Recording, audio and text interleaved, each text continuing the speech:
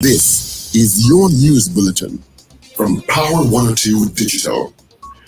It is Friday, the 16th of February, 2024. Good morning, Trinidad and Tobago. This is news to 6 a.m. on News Power Digital.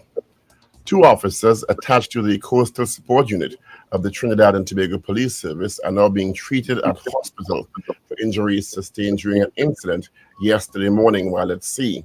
Reports indicate that around 10:30 a.m. on Thursday, 15th February 2024, PC Trebain and PC Gonzalez were aboard marine vessel CP-002 in the Gulf of Paria after refueling the vessel. After they were nearing peaks, an explosion was heard from the vessel with throughboat occupants off and into the sea. The officers were assisted by the Coast Guard, who conveyed them to Stobbles Bay and later to the St. James Hospital for treatment. PC Trebain is reported to have received burn injuries to his face, left and right arms and back, while PC Gonzalez received an injury to his left leg. Investigations are continuing. Minister of Works and Transport is categorically debunking the statement and information that is being withheld from the Tobago House of Assembly. By extension, Chief Secretary Fadi Augustine, relating to the recent oil spill. Ministry of Works and Transport, along with other arms of the central government, have been working closely with the Tobago House of Assembly to address this situation. In a matter of this nature, there must be full verification of information before making unwarranted statements. Meanwhile, National Security Minister Gerald Hines says investigations into all aspects of the February 7th spill of the southwestern coast of Tobago are now underway. Those investigations include locating owners of the tugboat Solo Creed, which was reportedly pouring Gulf Stream to Guyana.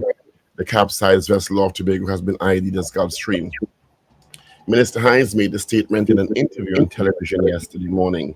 He said those investigations include trying to locate the Solo Creed and identifying its owners. Hines was satisfied with the progress of investigations into the spill. And Grenada has contacted the Caribbean Disaster Emergency Management Agency and other partners as possible oil from the Tobago oil spill has entered their marine area responsibility. On Wednesday, new satellite data analyzed by the Tobago Emergency Management Agency team at 5:37 a.m. indicated the possible oil spill had extended approximately 63 nautical miles, 118 kilometers west-northwest of Tobago. The extent of the slick now extends approximately 30 kilometers outside TNT's exclusive zone, the area that in Tobago has responsibility. According to TEMA, this possible oil spill originates from the overladen vessel Gulf Stream, approximately 150 meters off the southern coast of Tobago, and nearly 98 or 78 nautical miles, 144 kilometers in length. TEMA has requested advanced aerial truthing to be conducted by a flyover by the Trinidad Tobago Air Guard. Meanwhile, Grenadians are prepping for the possibility of oil arriving on their coastlines. Back at home, the House of Representatives will this afternoon debate and approve the Police Service Commission's nominations for senior police officers Wendell Lucas, Junior Benjamin, and Natasha George for the posts of Deputy Commissioners of Police. The House will also approve notification of Senior Officer Kurt Simon, acting in the office of DCP. This after the nominations of the three DCPs were laid in Parliament last December 4th. They were forwarded to the Parliament by Her Excellency President Christine Kangaloo after she received them from the Police Service Commission. Prime Minister Dr. Keith Rowley will pilot debate on the motions on all three notifications. He is expected to detail backgrounds of the three nominees for DCP and Simon for the position of acting DCP. The motions require a simple majority passage and can be passed by government votes alone if necessary. UNC Chairman Dave Tuck, when contacted, said yesterday the opposition is caucusing on the matter. Following public concern raised because of a video circulating on social media showing an adult female gyrating on a minor, Cyber and Social Media Unit of the TTPS conducted investigations to ascertain the origin of the video. Although the video clip did not originate in this country, the public is being urged to desist from sharing any video of this nature, as doing so may amount to child pornography, contrary to Section 40 of the Children's Act. Officers concluded the video is an old video and it's not local. It originated in Antigua and Barbuda, corporations in that country in 2019. In news of the region, media reports say Guyana's teachers union has moved to the court to challenge the salaries of teachers involved in the ongoing industrial action, though they are calling for better wages and improved working conditions. Its attorney, Darren Wade, the union, on behalf of teachers, is seeking a range of declarations from the Supreme Court. Chief among them, the government's decision to deduct union dues, their wages and salaries, violates the union's legitimate expectations. The union said it's unreasonable, arbitrary, and capricious. And finally, billionaire Sir Richard Branson, the 73-year-old founder of Virgin Group, sustained serious injuries following a cycling accident on the island of Virgin Gorda recently. The incident occurred when Branson's bicycle hit a pothole, causing him to lose control and fall. He said, quote, "I took quite a big tumble while cycling in Virgin Gorda a little while ago. I hit a pothole and crashed hard, resulting in another hematoma on my hip and nasty elbow cut. But amazingly, nothing broken." The billionaire said in a post to Facebook this week. Branson, who also owns Necker and Mosquito Islands in the BVI, said he just fell in front of another man while cycling, leaving both with injuries from the accident. I smell a lawsuit in the far right. And that's news to 6 a.m. right here on News Power Digital. We have major news coming your way at 7 a.m. Good morning.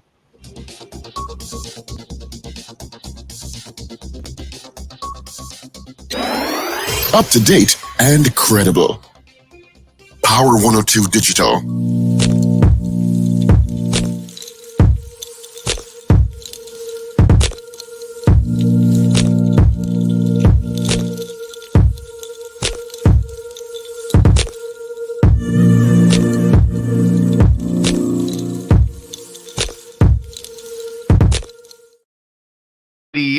Shortest week ever. Love it. Thank you so much for joining us on the Power Breakfast Show on Power 102 Digital. It is 8 minutes after the hour, 6 o'clock. Fullcasting this morning. We just heard from Super Paul. We'll hear from Wendell Stephen. We'll hear from Richard Ragoobarsingh. We got Shane and Ruben in the mix. My name is Steve Khan. Let's get straight into it. I'm just going to check out and see what's happening on the highways and the byways. It is 24 degrees at Piarco, 24 at Crown Point, 25 at Piarco. Just some volume in Charleville, heading towards the interchange, Trin City towards Page, volume, and heading into Port of Spain, you got some volume there. Little traffic. There is an accident, tell you about it is by Chase Village, by Carlson Field. All right, don't know how serious it is, but it's causing a bit of a backup, and it is. I don't know. I don't know if it's north or south, but I'll find out shortly. All right. Let's see who sent us hellos first thing this morning. First off the gate out in Canada, Anthony Tinto, God Silly out of Valencia, Oliver Man Warren, Ray out in West Palm Beach, Florida. You guys are having President's Day holiday on Monday. DJ Ray out in Tampa, Wendy and James, Marcia Rock in Florida. Maria Celia, Edwin, Marshall, Rena Boudou Jennings, Brenda Isaac, Dennis Bassad, Nikisha Pierre. Okay, we'll have to check that out. Chris Toussaint, good morning. Edward Aliong, Mogain's out in Aruka, good morning. Michael out across the pond in London. Good morning to you guys. And thank you for sending us a message via YouTube and Facebook, and of course, WhatsApp at 3181021. Let me say good morning to you, gentlemen. What's happening? Good morning, guys. Good morning to our listeners, and good morning to our viewers. And welcome to the Power Breakfast Show on this Friday morning. Yeah. Christo says, Steve, I will shave my head if Richard is on time this morning. All right, Chris, shave your head. Go ahead. I think you're already bald, but shave your head. Right. Should have the same hairstyle. The weekend has begun. It is the weekend. Apparently, it's a long weekend in the United States. President's Day. Yeah, so a long weekend is always something to look forward to. wherever you are on the planet, a long weekend is always something to look forward to. Of course, this is our weekend post-carnival. So, there is still a lot of festivity in the air, and I think there's a last lap on Saturday. Tribe has a last lap on Saturday, not so? I believe so. And I think it's been sold out since almost before Carnival. I think it's something like $1,500 or something like that. You could How much? Wrong. Isn't it like $1,500? No clue. So I know some visitors are still hanging on for that last lap. So of course it is Friday morning. I just want to say a big thank you to, of course, all of the people who came out to the show last night at Central Bank Auditorium for Nikki Crosby, Still Hot AF, 50ish and Still Hot AF, the Carnival edition. They had an absolutely wonderful time. In fact, she got a standing ovation last night.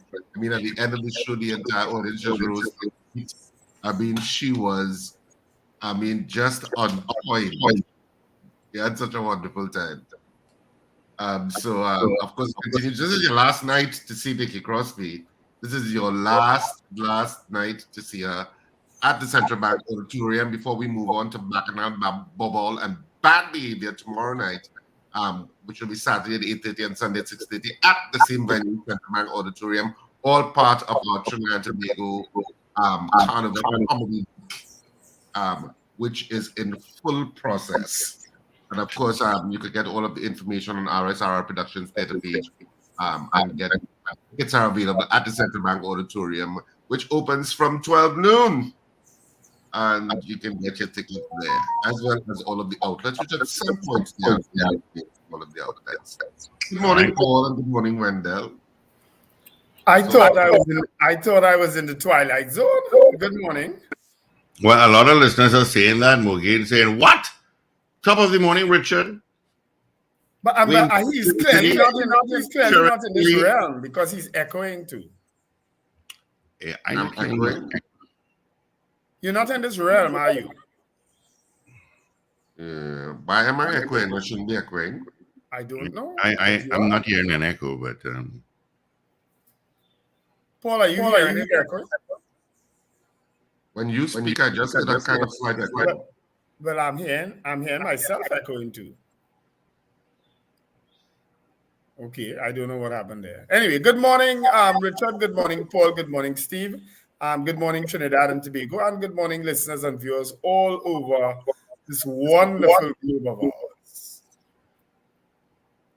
It's Friday morning. It's the day after. Well, last time I was on radio was Wednesday, so I didn't have the benefit of some results and so on. So congratulations to Mikel Teja for winning the road match. I really was hoping that he did. Despite efforts by some other people to push other tunes, but he prevailed, and I am thankful for that. Happy for this young, humble, deserving young man. Very happy. I thought I should get to say that. But why am I? Morning, Paul. Morning. It's not me because my mic was off, so I don't know where the echo is coming from. Good morning, guys. Good morning, everyone. Good Friday morning to you all. Yeah. Thank you, Paul. Good morning to you too. Good morning to the guy who is going to be a billionaire soon in BVI, who Richard Branson's bike bumped into and he sustained injuries. Yeah, I saw the picture. He got his. It wasn't me. I was getting up at 12 last night. No, I'm not getting up. What happened there? Richard Branson was riding his bike in BVI and he hit a pothole and ran into another cyclist. And they both sustained injuries. I was not moving. Richard Branson, you just injured me. The guy knew it was Richard Branson. I'm sure he'll figure it out eventually. Okay. I wasn't getting up at all. Hey, call the ambulance. I'm psychologically traumatized. Anyway, good morning to you all. Good morning, everyone. It's Friday. Somebody said everyone is echoing. I am hearing everyone echoing, actually. Well, it's not from my end. I'm trying to figure out if there's another portal open. Sometimes if two portals are opened. Mm-hmm. it echoes, but I'm not seeing another portal open. So All right. I know, whatever. Good morning, guys. Anyway, let me get my birthday greetings out of the way. Matthew Davis, happy birthday.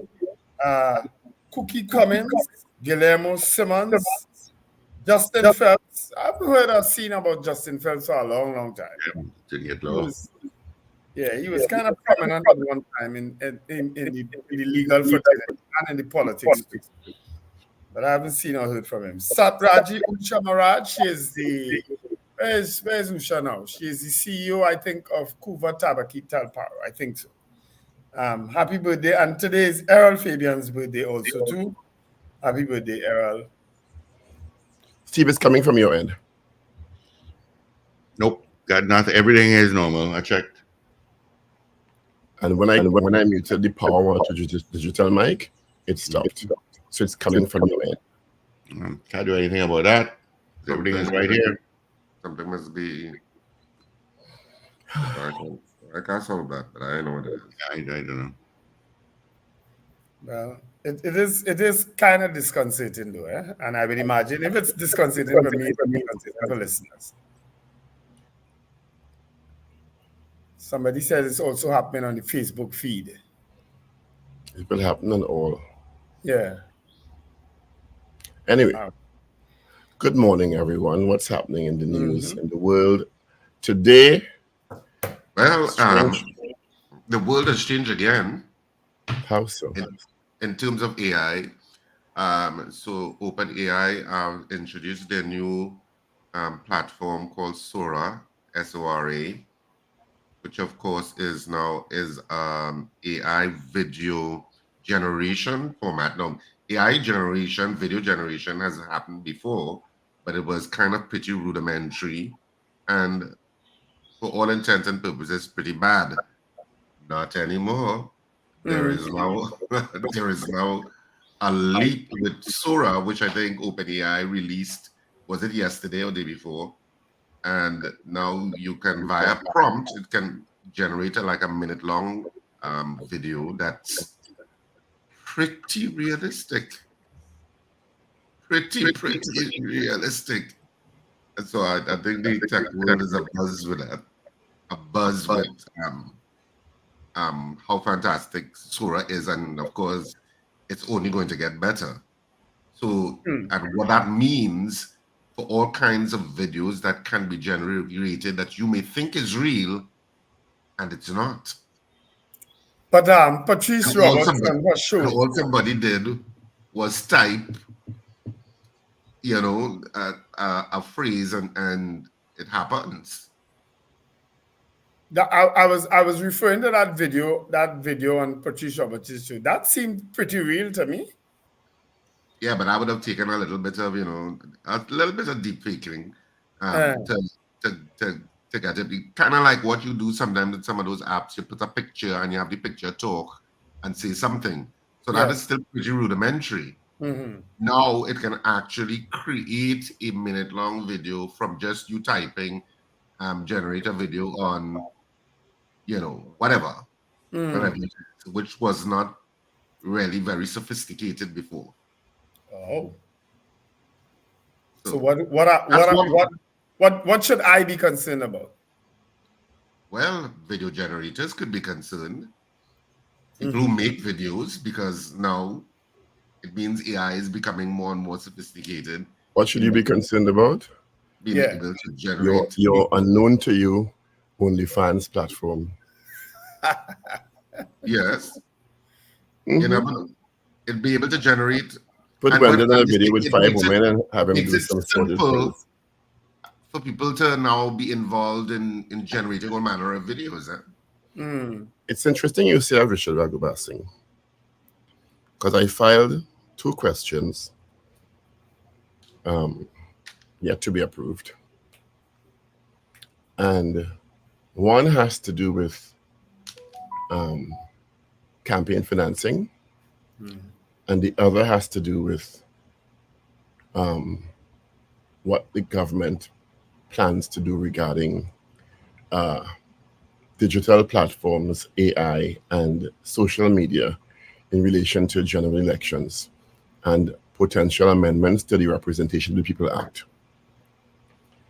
Because we heard so much about Cambridge Analytica and Cambridge Analytica, and almost 10 years later, we have not made one step toward codifying laws or amendments to laws regarding that it's going to be terrible in 2025, including the deep fakes Richard is talking about, the present Representation of the People's Act, and this is one of the big concerns I have, has provisions already where media houses as they exist now, and I ain't talking, that didn't contemplate social media and digital platforms, have to stop advertising or campaigning at midnight the day before the elections by law, or publishing. Anybody in media knows that. It's not already law? It's already law, yes. That's what I'm saying. Right. It exists. Yes. So we are so careful, and I have in any radio station I've worked in, that we stop advertising at 11 o'clock, because if it goes over, you have a serious charge to face. In the last 2 elections, it stopped on traditional media and publishing, but it continued on social media platforms. It continued on social media. That's a fact. And it is so dangerous that I saw people posting stuff about polling stations that was untrue. And that can have a very detrimental effect on election outcomes. And we have not taken one step to remedying that. And I brought it up already, Now, to be fair, the government has initiated a GSC to look at general amendments to the Representation of the People's Act, which I think is being chaired by Bridget Anisej. Is it Anisej? No, sorry, Camille Robertson-Richie. Right? But I don't know if it's met, and I've heard nothing about it since it's been announced and convened. And we are just under 2 years off an election. In addition to the campaign finance issue, which is so insidious in elections, that I wait with bated breath to see if any of these are going to be tackled before 2025. Yeah. And I'm particularly concerned about the digital and social media influence, because that one is so acute now in elections all around the world that we are sitting ducks in this country to what could come. As a matter of fact, what is already coming, because the kind of augmentation I see they do in recent videos starring others and myself. You understand? That anything is possible leading up to 2025 in Trinidad and Tobago. There's a video out there where you starring. It's right here. And we ain't see that boy, Richard? It's a GSC video, Wendell. Okay. No. Well, don't excite me unnecessarily now.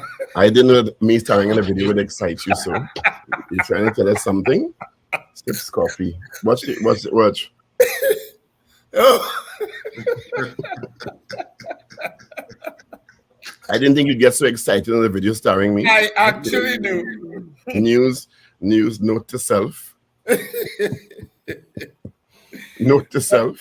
As we talk about things that have been spreading for elections, I remember last election, there was a social media thing spreading about colors, wearing colors at polling stations, that you can't wear red, you can't wear green, you can't wear yellow. Of course, that is all hogwash, because I sent the message because somebody actually sent me a picture. And I just pulled it up. I sent the message to Fern Narciscope, who is the head of the chief elections officer. And she said, no, that's not true. You can't wear any color at a polling station. You can't wear insignias. As long as it doesn't have an insignia of a political party yet. You understand? You can't wear any color, because a lot of people were being turned away, apparently sometimes, at polling stations because of what they were wearing. So even some of the election staff were not aware of the law. Yeah. You understand? And were saying you can't wear red or you can't wear yellow. That's hogwash. And then there was a lot of conversation also about we're working with Estonia to explore voting online. Remember all of that?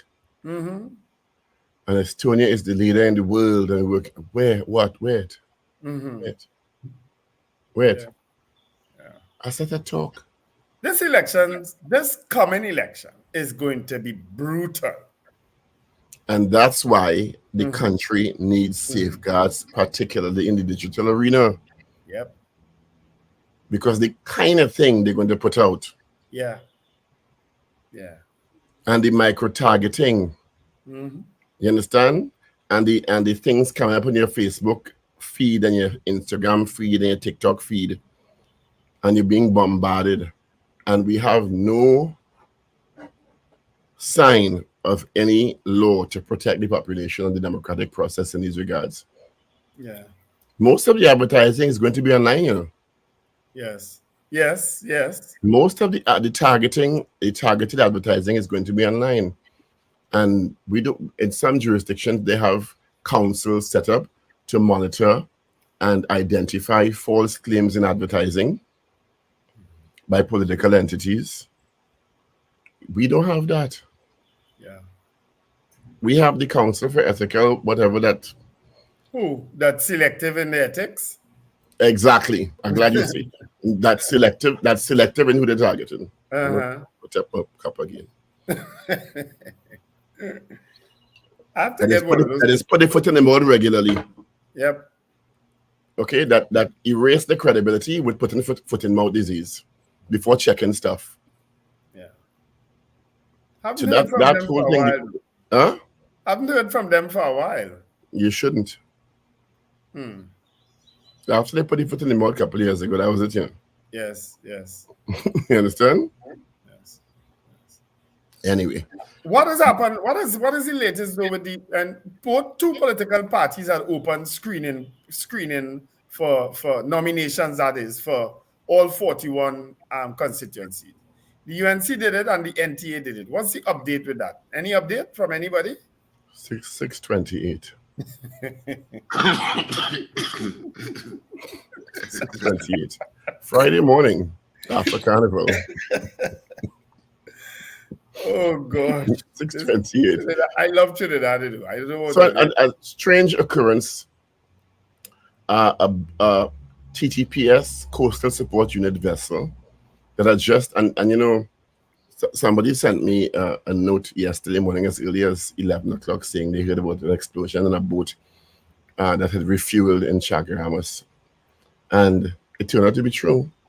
The TTPS vessel with 2 men on board, the vessel CP002 of the Coastal Support Unit, had just refueled in the Gulf of Paria and was taking off and was heading to Peaks. And they heard an explosion in the stern, and the explosion threw both occupants in the sea, PC Trebane and PC Gonzalez, who were both injured. Thank God the Coast Guard picked them up and took them off to hospital, and they are stable.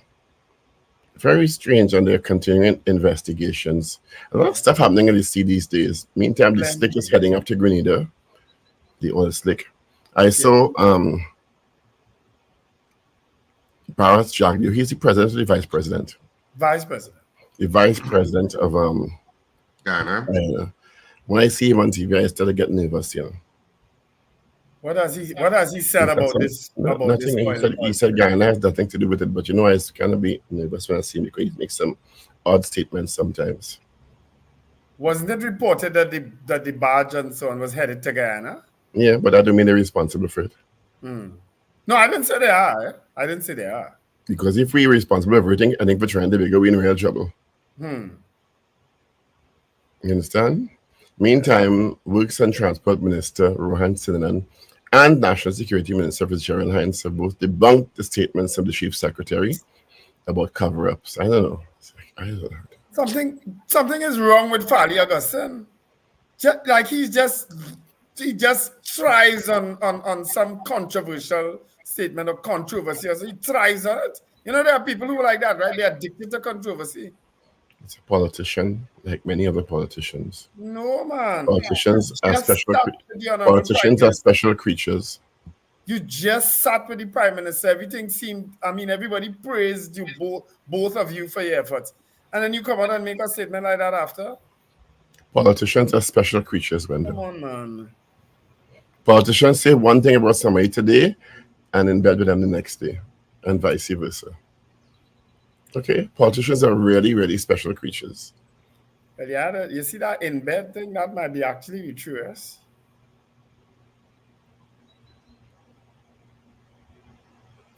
Would you care to clarify? No. The video audio was circulating is not from Trinidad and Tobago. Yes, I shared that after. Okay? Again. I saw that. Yep, it was not. But it was kind of obvious too because the music wasn't It wasn't what obvious we to play. hundreds who shared it. Yeah. Okay? So the What video is that? TTPS has confirmed But the video woman whining of on the minor. on the boy. The minor Oh, was gyrating on the woman. But there is a It's not a partial Trinidad video. for people who feel that if they don't get it to share it, they're not in the loop. Yeah. And that is the thing about social media. If you don't get it to share it, but you ain't get it, let me send it for you. Don't send it for me. Yep. There are certain Particularly videos if I it will involves never children, share. don't send it for me. Do not send this for me. There are certain things, especially when it involves children, I will never share. Delete. Yeah, never. Delete. It's a child. You're sharing a video with a child. Delete. Yeah. Okay? But it was kind of obvious to me. It turned out to be that it originating wasn't from Trinidad. Antigua and Barbuda in 2029 in their carnival celebrations. In 2019. 2029? Yeah. You said 2019, sorry. Huh? 2019. I'm confused. Cabinet just approved 105,966.64, and there's no understand how they get the 64 cents in it. That has confused me when they do the calculation for the 64 cents. VAT. That is the VAT. Yeah, that is VAT. For the refurbishment of the GNPA complex. They didn't say that they're going to break down that thing. But I thought they had done And that it was unfit for rehabilitation a year ago. Yeah, that Did they say that they were refurbishing the stadium, but the structural integrity of the GNPA complex was in question, and they're going to break it down? Didn't they say that? I sure remember that. Somebody correct me if I'm wrong. I am sure I remember that. So to hear that they approved $36 million now for refurbishment is very confusing to me. Well, refurbishment might mean taking down some of the infrastructure and replacing it. You know, it could mean that. You know, it doesn't mean fixing what's there. You know, it could mean replacing what's there too, like what they did at the stadium. 36 million carry replace that GNPA complex. No, I don't think so. But exactly, they said refurbishment. Maybe it's in phases. But I am sure we would have read and discussed when just before they were getting ready for the games that we hosted last year, that they had condemned the GNPA complex and they were refurbishing the Hasty Crawford Stadium. Yeah, because the last event I think they allowed there was the Marshall thing. Remember the people were talking about why were they allowing Marshall to use it? But that was the last approved event there last year. Is it that the Hasty Crawford Stadium was eventually refurbished? Yes, it was. Yes, it was. It was in time for the games that we hosted. Is it the Pan Am games or the youth games? Youth games. The youth games. It was refurbished. Yeah, it's refurbished. Yeah, because the Prime Minister toured and UDCOT and all of that, and they approved it. But I remember when they were talking about that, they mentioned a GNPA complex, and they said there were some questions about the integrity of the structure, and they had condemned it. Yeah. They'd actually barred it around a point. But now I see Soca Jerome back, and I'm confused. I was a little confused myself. And because I thought, when I saw Soca Jerome, I thought, oh, look, they're probably finished. That's what I thought. That they probably finished, doing whatever they had to do in the GNPA complex. So it is a little surprising to hear it's still it seems as if it's still to be done. No, they never said they were going to do it. I heard they were going to condemn it, but so they need to do this. Need to spend some money on Larry Gomes. I don't know if they have yet, but that needs some refurbishing. Last month, Sport TT received cabinet approval to conduct the repairs needed to bring the 46-year-old facility up to standard and to satisfy safety requirements. The works will cost an estimated $36,105,996.64. That's probably for a nail. One last nail that they need to pong up something, that's 64 cents. Never. Are you all looking at have you all been looking at this Fannie Willis thing on TV with the Trump, the prosecutor who ended up, it was found out that she was she had a relationship with a gentleman, and she was now cross-examined by Trump's attorneys to find out if anything inappropriate happened while she was prosecuting the attempted overturn of the election results. You all need to watch that woman. That woman is fantastic. Fannie Willis. I think that's her name. She's a prosecutor, and Trump's attorneys tried all how with that woman yesterday. And she said, listen to me. I'm not on trial. He on trial. Okay? I'm not on trial. I know you're trying to put me on trial here, but he's not on trial. And I am not going to go into my sexual history with this man. I already disclosed I had a relationship with him. And you could ask me what time you want, what I do, where I do it, what we do. You're not going to find out that. That is inappropriate. What we did is my business. Let me tell you something. That woman was, outstanding. If you think, and then sometimes she said, could you tell us in yes or no if you did this? She said, I can't tell you in yes or no. She said, I swore to tell the truth, the whole truth, and nothing but the truth. Which is something I used in a deposition at one point, and the judge says he's to be allowed. I said, Your Honor, when I opened this testimony, I swore to tell the truth, the whole truth, and nothing but the truth. And yes, does not convey the whole truth. May I be allowed to continue? Okay. So you see them, yes, and no strippiness is want to shop you in. It doesn't give context. So she was on fire yesterday. The attorneys know why they do that, eh? Well, yeah, to put you in a particular light. Yes. You understand? That woman was too much. Amazing yesterday. She said, you keep asking me if I gave the man money or if he gave me money. She said, let me tell you something. Me, an African-American woman, there's only one man who's ever paid my bills in part or in whole. And that's my daddy. She said, when we went to hotels, I gave him money.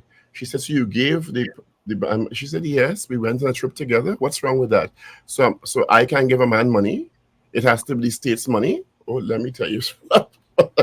She said, maybe the women don't give men money, but I can give men money out of my money. A lot more women need to watch at Fannie. Wow. I knew you were going to say that. I knew you Lots of women can learn a lot from Fannie. No, but you could tell she's a brilliant mind. And she will not be trapped into legalese and nonsense. Right. Because you want to paint her particular picture. And she said so they tried to get her to admit that she was still in a relationship with the man. And she said something very interesting because they asked her when the relationship ended. And I found it was such a brilliant answer. She said for him, it ended on this date because we stopped sleeping together on this date. She said because men and women think differently. She said for me, it ended when we had a conversation and decided it ended. She said, but for him, I'm sure if you ask him, he will say at the end of the day, we stopped sleeping together. And I found it was such an insightful comment, you understand? Because for men, it's done when you stop getting. So is she... But for her... Is she suggesting that even after the conversation that they slept together? No, she said for him, because they kept asking her when the relationship ended. And she knows that he's going to have to testify also. Right. So they're trying to create a contradictory testimony from both. Right. So she's so far ahead of the attorneys that she said, for me, it ended when we had a conversation about it.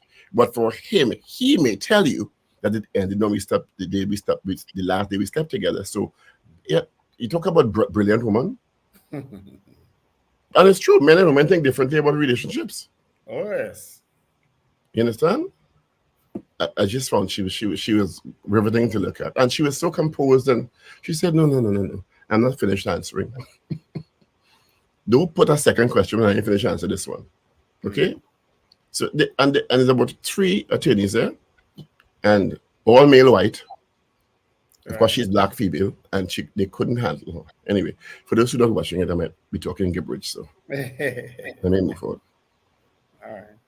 You understand? So, Parliament will today debate the 3 DCPs and 1 acting DCP. Wendell Lucas, Junior Benjamin, and Natasha George. The names were sent to Parliament last December 4th by Her Excellency Christine Kangaloo. And now Kurt Simon's name has been added, who will be debated to act in the post of acting DCP. Prime Minister Dr. Keith Rowley will pilot to approve the nominations. And of course, you know what they do? They go through the people's resumes and, Yes. It's a simple majority. So once everybody's up in Parliament and the government side is going to pass. True. So these 3 DCPs are now, is it that they, and I forget, is it that they become eligible to be Commissioner of Police? Or that's a different merit list? But yeah, they can act as Commissioner of Police. But even that has to come also to Parliament. Yeah. And because the opposition has already signaled they are not going to support the recommendation that Dr. Rowley made the other day about about the PSC doing it and it not having to come to Parliament all the time. They already said they're not going to support that. So it's not going to happen. Yeah, it's not going to happen. So you'll have to come to Parliament whenever the substantive Commissioner of Police goes on vacation. And they have or is no longer in the position for these people, any of these 3 people to act, and for Kurt Simon to act. Well, Kurt Simon could act as DCP once this is passed today. Yes. But for these 3 to act as commissioner, they would have to come back to Parliament.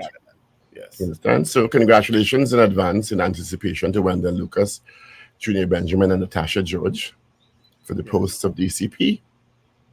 Yeah. I think the chess pieces are moving into position. Oh yes. May soon come. What are you talking about, Wendell? Leave yourself. Oh gosh. Mm-hmm. I tell you. I see the chess pieces moving into place. That's what I see. I'm looking at a drone footage of the chess pieces moving into position. Not so? All right, so who have papers? I don't. I can do the Trinidad and Tobago Guardian. Okay. It is Friday, the 16th of February, 2024, 6:44 a.m. Let's start with the Express. Maduro ready to help is the front page of the Express. Parliament to discuss Tobago oil spill today, while Maduro ready to help. Story by Kim Boodram on the Express. Justice C. Prasad writes, top cop, give me back my security. Justice Frank C. Prasad has written to Police Commissioner Earl Christopher requesting an urgent reinstatement of police officers as he continues, and the story goes into abuse. Is it that judges have security, Richard? I am not completely sure. That's weird. But if he's entitled to security, I don't know how they could take it away. But if he's not, maybe there was the commissioner's volition. Maybe there was a circumstance that warranted him having security. Okay. I don't know that judges generally have security. I don't know that either. Yeah, I don't know. I've never. Maybe there's something that came up that he requested security, and blame rising costs and shorter season. Carnival saw over 200 fêtes. While some thrive, many events, including calypso tents and cultural shows, experience declines. Well, I'm not surprised. It's too much fêtes in one short season. Yep. And all their prices need to go down. Yep. Venezuela ready to cooperate. Cops injured, engine explodes at sea. Living in fear in Monte Grande, Tunapuna. Apparently, it was quite the latest incident reported on Wednesday morning. A 16-year-old girl and 19-year-old woman were shot. Cops probe online video, but we talked about that. And Carnival Friday escapee recaptured before last lap. So those are express trending stories. Richard, would you like to do the Guardian? Sure. Yeah, sure. So the Trinidad and Tobago Guardian for today, and just in case you did not know, the date today is Friday, February 16th. And the Trinidad and Tobago Guardian, the main headline today, oil threat widens. Grenada on alert for possible Tobago spill fallout. Venezuela ready to offer support if needed. Government denies Farley's cover-up claims. All of that is on the front page. And of course, a picture of people dressed in white on a shoreline doing cleanup. Debate on new DCPs in-house today. That's also on the front page. And pensioner found stabbed to death. That's also on the front page of the Trinidad and Tobago Guardian today. Going straight, of course, to the back page today, which will be the sports. Hooli Century steadies force. That's the main headline. And so the India's Ravindra Jadeja, I assume, plays a shot on the first day of the third cricket test match against England in Rajkot, India, yesterday. That's the main picture. And they have some little other side stories.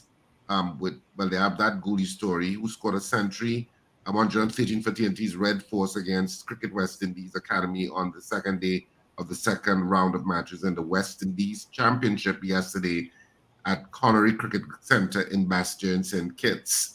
And there's also a quote from Ramesh Ramdan. I think we need people outside of the normal association and membership who could impact football in a different way. It has not worked in the past. And apart from Jack Warner, who was a one-man show and who had resources at his hands, I think we need a group of people collectively who really have an interest in football and not personal agendas. So all of that is on the back page of the TNT Guardian for today. Over to you, Paul. Let's go to the news day now. Couva North MP worried about Tobago oil spill. Karapu residents go weeks without garbage collection. Lambo students temporarily relocated to Scarborough Business Place. UNC calls for COVID update in the aftermath of Carnival. MP Lee, methanol plant closure, worrisome. Kunopia man 29 kills attacker during home invasion. I saw last night, it's not reported in newspapers, but someone was killed in Tobago yesterday, apparently. Another murder in Tobago, sadly. A man 21 in court for police officers' murder. Cops injured at sea, hospitalized. More women and girls needed in STEM for Trinidad Tobago's growth. Heinz and Sinner, no oil spill cover-up. Boat captain takes cop to court over FUL silence. Chief Secretary, CPEP, URP workers to get extra pay for oil spill cleanup. And I saw, it's not in the newspaper, but I saw a report that indicated that the head of the Police Social and Welfare Association, is he an inspector, Gideon Dixon? Assistant Superintendent Dixon says police officers will not be accepting being overworked at Carnival next year. Oh, please. I thought you're doing an excellent job for how many ever years. You're doing an excellent job for how many ever years. What Gideon Dixon addicted to complaining? So those are trending stories in your Guardian Express and Newsday for today, Friday, the 16th of February, 2024. It's like an addiction. Everybody praises the police. We praise the police, especially Carnival time, and in particular this Carnival. I think they went over and above as usual. This Carnival. As usual. They do very well. But it requires hard work. It requires extra work. Apparently, you don't feel so. God. Yeah, they import police at Carnival. Yeah. Steve, we're not hearing you. Steve? All right. How about now? Okay. We're hearing you now. All right. So let's get into the results of our poll from yesterday. We asked you, should the state appeal the height requirement judgment for police officers? That was our poll yesterday. The results, 58% said no. I have no idea what the question this morning should be. No All right. idea. Do you think the police did a fantastic job for Carnival? No, well, go with what Gideon Dixon said. What does he say? Well, I'm paraphrasing. He said police will not be enduring overwork next year. Yeah. Do you agree with Mr. Gideon Dixon that the police were overworked for the Carnival 2024? That's a good question. Yeah. Mm-hmm. Let's see if people agree with him. Yeah, let's see. All right, as Paul types it in.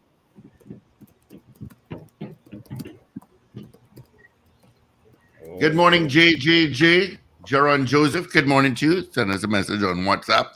So while our poll is coming up, you can give us a call. Tell us yes or no. You can call 222-8255, North Americans, 866-525-1099. That's toll free. On WhatsApp at 318-1021. Do you agree that police officers were overworked for the Carnival? Yes or no? All right. Jaron Joseph, JJJ says no. Marcia Rock says no. Jean Clark says no. What says you, caller? That is not Jean Clark. The answer to the poll question is definitely yes. I have a personal friend who was rostered to work Sunday, Monday, and Tuesday to work. All right, thank you. So she had no carnival at all whatsoever in her personal capacity. She worked all 3 days. All right, thank you, caller. You have a friend in the police. Yeah. I can't believe it. So because he Never. got wine and jam on the friend, he said she Only was people can alone, man. But I Yeah, ain't job the man jam. John Keto says no. Julia S. Batiste says no. She was working, so he couldn't jam. Sangre Grande, good morning. Good morning, gentlemen. My answer is definitely yes. I have a relative work for all the day. All right, thank you. Captain Ron says yes. When all of them come for there to the police, then they wasn't overworked. I do understand. Are you all giving comments on the poll or is it 3 listeners? Finn Buck Please Collins, between you and Wendell. Me, I ain't saying a word. Morgan says yes. Gregory Bauer says no. Josie Richardson says yes. Gregory Boyle says yes. Finn Buck Collins says no. People vote so, are they like 2 autocratic little leaders? No, because they're reading it wrong. He said Gregory Boyle said no, but he says yes. He says yes. Did I say no? Yeah, he said no. Carlisle Cupid says no. Josie Richardson says no. Cascade St. Anne's via Josie says yes. no. Gosh. What are you all reading? Look at there. Josie Richardson says yes.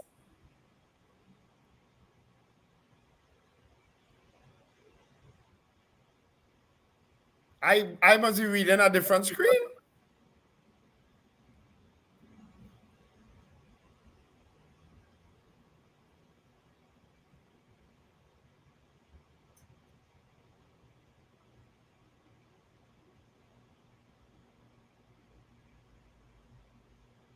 Are you all silent now? Well, Richard said he don't want to commentary on the poll. Do you agree that police officers were overworked for Carnival 2024? Yes or no? Carlisle Cupid says no. I think you may have that already. Yes, I have that. 222 Talk, 222. 8255 Beauty Culture says no. 866-525-1099. That's toll free and direct WhatsApp at 868-318-1021. Call now. Good morning, Zena. Good morning, caller.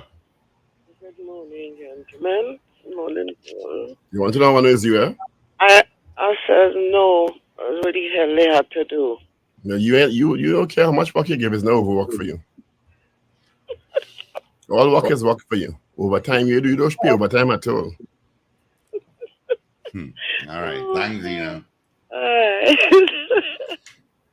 Sunny San Fernando says yes. Long Islander says no. Eve out in Sugargorner says yes. Did you have Kenny in Harlem? Val says what? No. Kenny in Harlem, no. Beauty culture, no. Kyla Cupid said no. Do you agree that police officers were overworked for Carnival? Yes or no? All right. Give us a call, 222-8255. Toll-free North Americans who's going to be having a long weekend, 866-525-1099. Good morning to those who are heading to the airport or at the airport. What holiday is it in America? President's Day on Monday. Okay. Sorry about that. I got a little distracted. So Wendell, I hope you're recording. Yes, I am. Okay. And if I listen to all you, sometimes I'll be recording wrongfully and doubly, because sometimes you're reading what was said.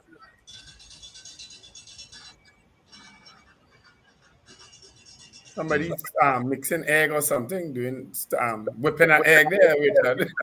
Yeah. Val said, did you sell? I have no internet. Can you fix it? All right, Val, there you go. Mm-hmm. Yeah, there you go. What area is that, Val? Dabadi. Is Dabadi? Mm-hmm. Lester Craigwell says no.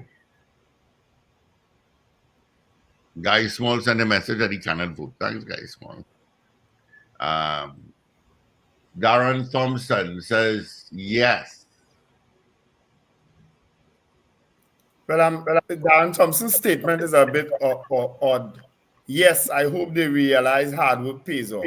So is he saying yes, that they will overwork, or no? I'm not sure. Good morning, caller. Morning, gentlemen. Morning. OSHA law states that you need to have 8 hours rest between tours. Without that information, it will be very hard for me to answer if they were overworked. I don't know what shifts they had. You could work every day, yes, but you have to have 8 hours rest between tours. Thank you. Mm-hmm. All right. So Darren clarified. No, I thought that's what he meant. Yeah. All right, you have 2.5 minutes to vote again. Do you agree that police officers were overworked for Carnival? Yes or no? All right. Pamela says yes to the poll. Don't they get compensatory time off immediately after? Or as soon as possible? I don't know how it works. Because Carnival requires a special kind of dedication, and hard working. Carnival is hard working. Because I saw the officers in St. James, which is where I was based, and they really worked hard, and we were very appreciative of it. So, I mean, if they were overworked, I mean, I don't know. I don't know that people not getting a break in between hours or working continuously is true. An officer had to call and explain that. Maybe we should get Gideon Dixon online. All right, I'll try and call him after the 7 o'clock news, which is coming in a couple of seconds. I can smell Evie. She's coming in. Yep, I was so right. I smelled that perfume. Or is it the natural body scent of Evie? I don't know. All right, so keep voting. Do you agree that... Evie, please. Paul, she's doing it again.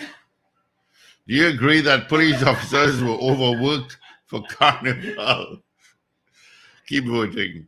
Let's get into our meeting. You all don't know what I go through here every day. You all don't know. This is your news bulletin from Power 102 Digital.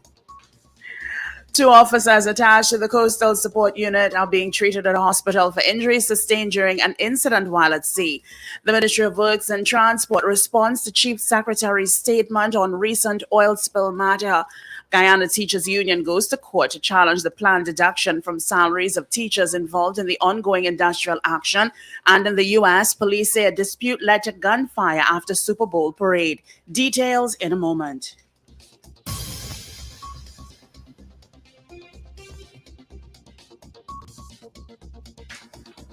This is news to 7 o'clock on Power 102 Digital. I'm Avril Sintel-Bob. Good morning. Two officers attached to the Coastal Support Unit are now being treated at hospital for injuries sustained during an incident yesterday while at sea.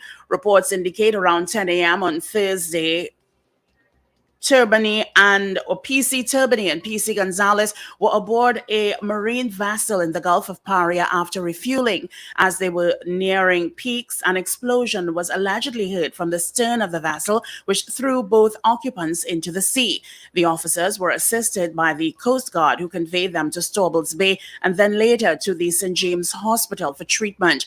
PC Turbany is reported to have received burn injuries to his face, left and right arms and back, while PC Gonzalez received an injury to his left leg.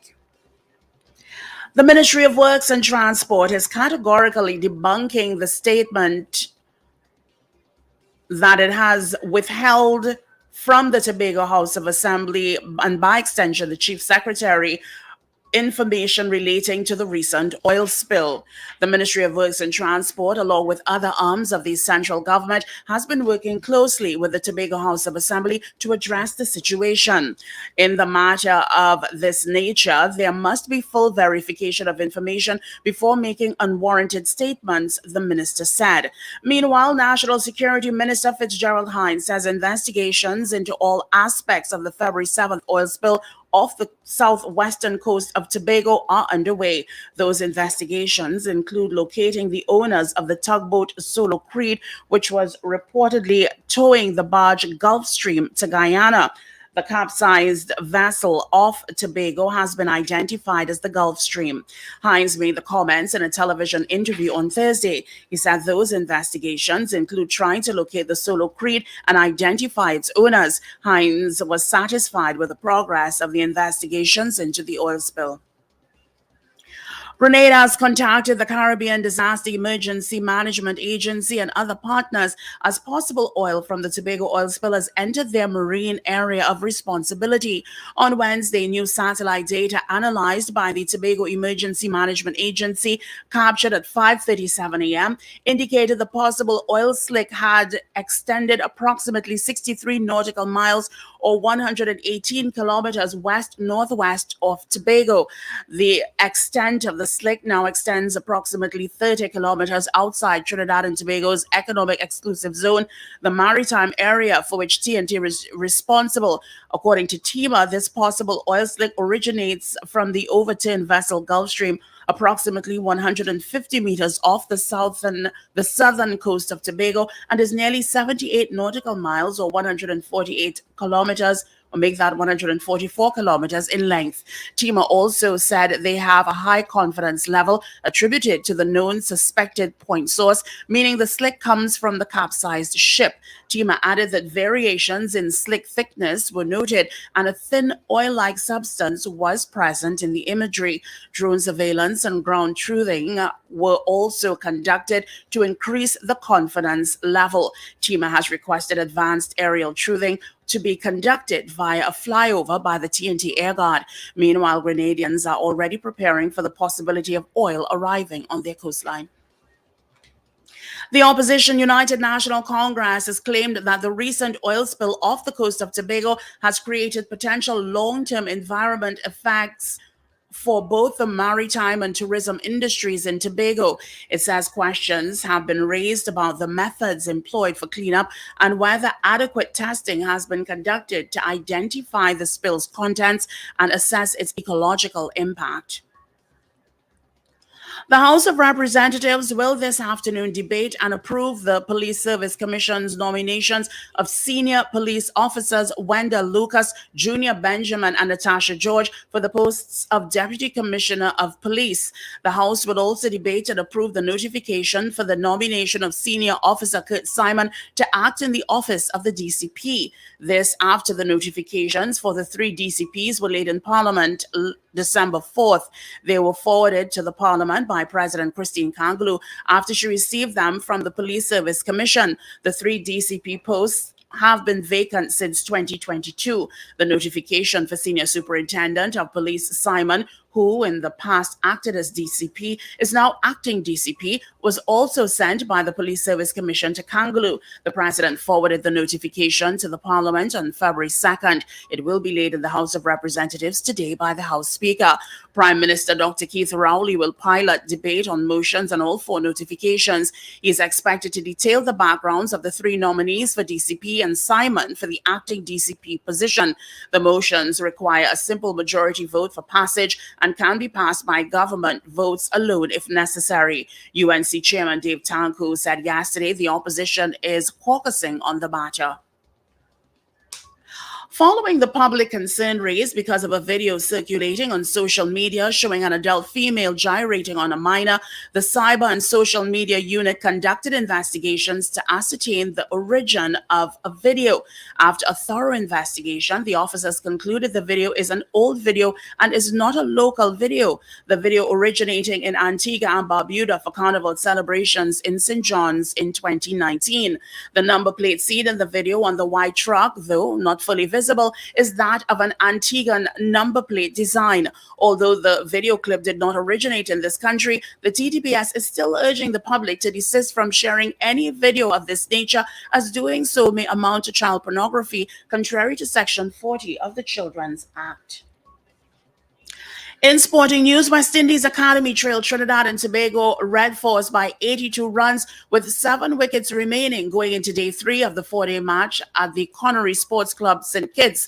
Red Force made 329 all out in response to the 163 runs made by the Academy team in the first innings. Jit Gooley scored his second first-class century in an innings which included 10 fours and 2 sixes. On Wednesday, opener Viskash Mohan made 54 runs. Ahmed Ned was the main wicket taker for the Academy side with figures of 6 for 78 runs from 36.4 overs, while Joshua Bishop had 3 for 112 from 40 overs. You are listening to news on Power 102 Digital to 7 o'clock. In regional news, media reports say the Guyana Teachers Union has moved to the court to challenge the planned deduction from salaries of teachers involved in the ongoing industrial action, through which they are calling for better wages and improved working conditions. Through its attorney, Darren Wade, the union on behalf of teachers is seeking a range of declarations from the Supreme Court, chief among them that government's decision to deduct union dues from their wages and salaries violates the union's legitimate expectation. The union said is unreasonable, arbitrary, and capricious.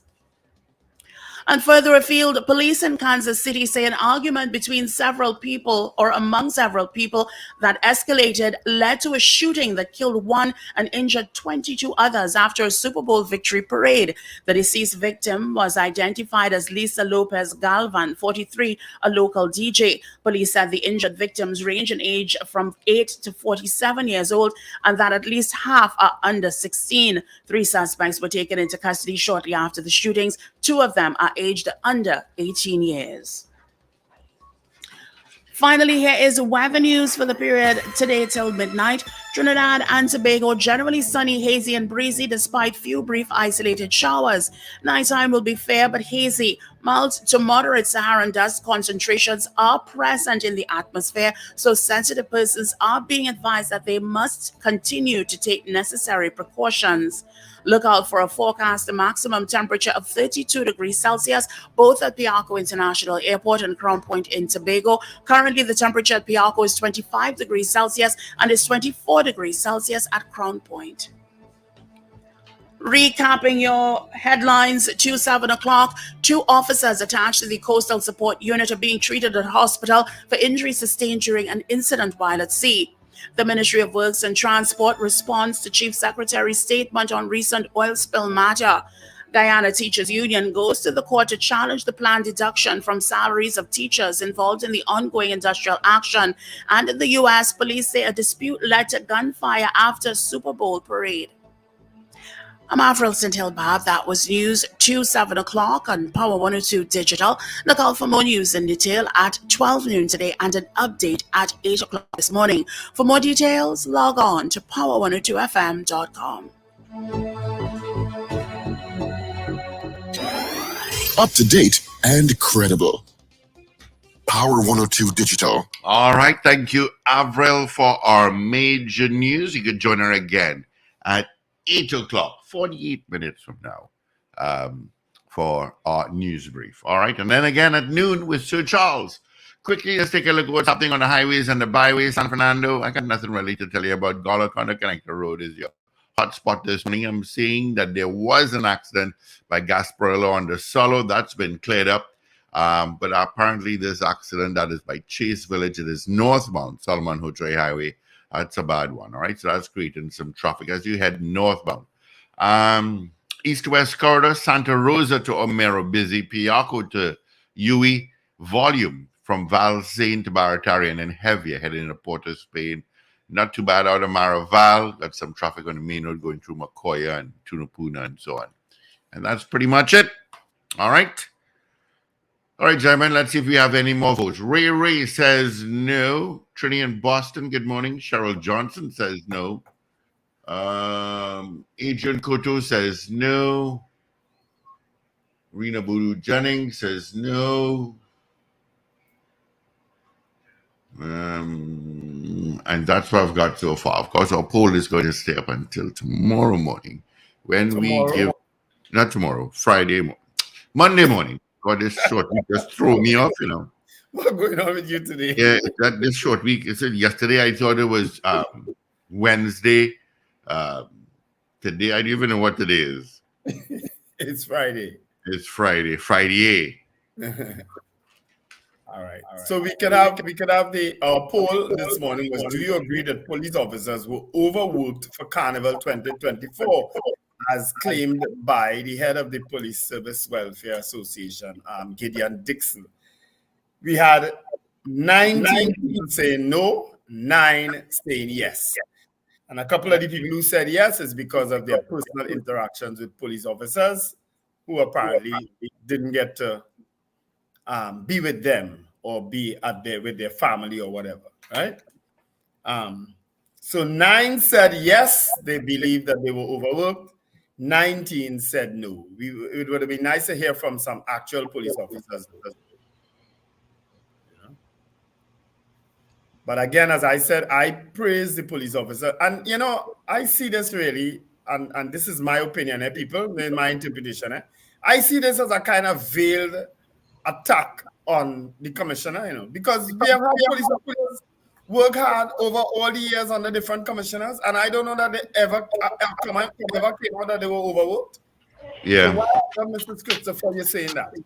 All right. Well, speaking of overworked, gentlemen, of the president of the Police Welfare Association, Mr. Gideon Dixon, I woke him up, telling him, you have to talk to me. So good morning to you, Gideon. How are you? Good morning to you and the listenership. Thank you so much. Of course, we have full casting. We have Paul, Wendell, and Richard. And we did start off with a question. Do you agree that the police officers were overworked for Carnival? But Mr. Dixon talking very rested. That is an interesting question. And it's an interesting question because remember, our work isn't just for the Carnival. It continues unlike the average person. And remember, our leave is restricted. So, police overwork. That question, you have to put it into context. We had some extra work to do during the Carnival period, which we would also like to thank those who assisted us out on the beat or out in the streets. to ensure it was a successful carnival, right? But overworked, you want to do that analysis. We are doing ours. We believe that there is need to be able to address the work-life balance of police officers, and now is a good time to look at it again. So, Mr. Dixon, is it that you all did things outside of the ordinary this carnival period? I would say the ordinary.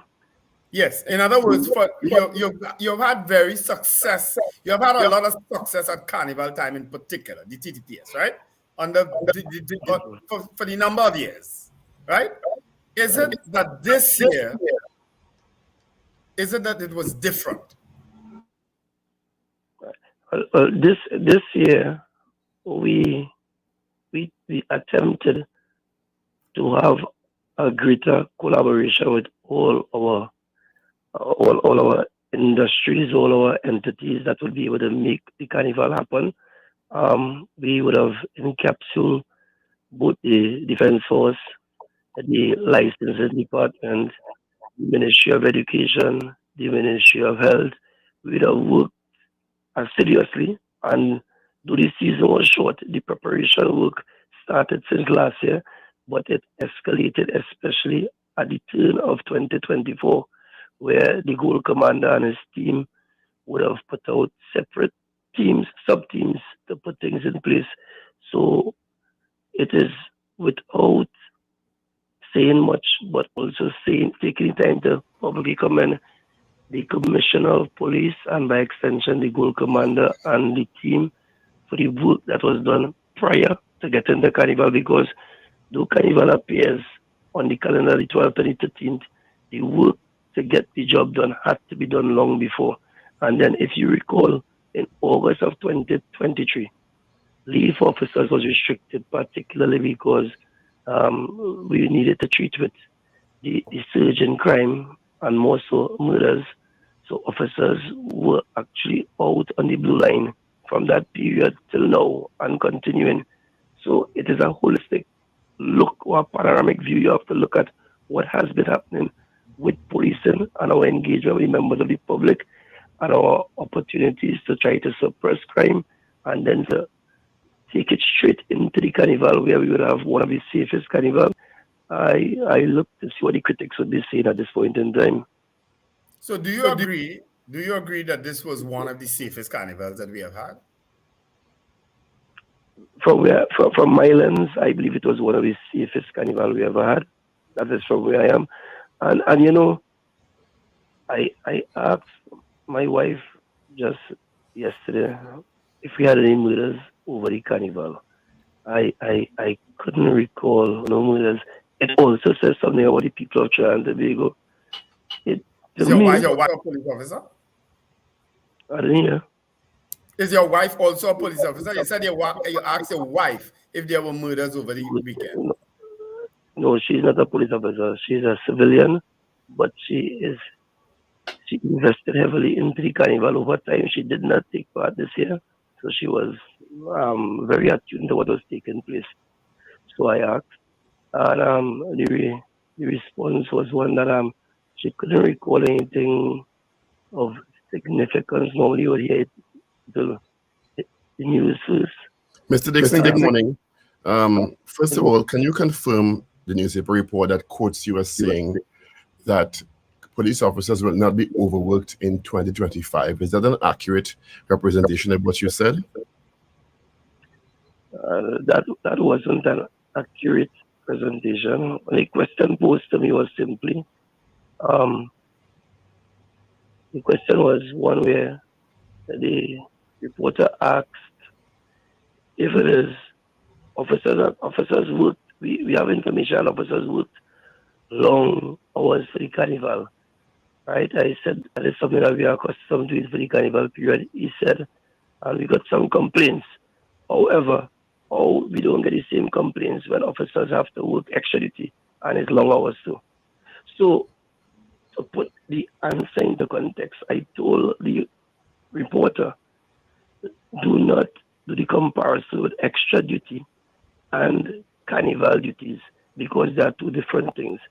The reality remains, though there might be long hours, where carnival duty is concerned, officers' work is civic, officers' work are patriotic. We get an Do you think officers were overworked for carnival? I think the officers in Port of Spain Division, there is need for us to address how they work in Port of Spain Division, right? The rest of the officers showing length and breadth of Trinidad and Tobago, I think that they were adequately and sufficiently deployed. But Port of Spain Division, do you think police officers in the Port of Spain Division or any other division were overworked for carnival? I just answered that question, sir. I didn't really. So you think Port of Spain needs to be deployed differently? So I'm not understanding the response, to be very honest. And I'm just not being facetious here. Right, so I'm saying Port of Spain Division is an entity we need to look at as a pilot project by itself. Because if you think of Carnival and what Carnival does and what Carnival means to both persons of Trinidad origin and persons globally, everyone descends to Trinidad for Carnival. Persons in the different communities in Trinidad also descend to Port of Spain.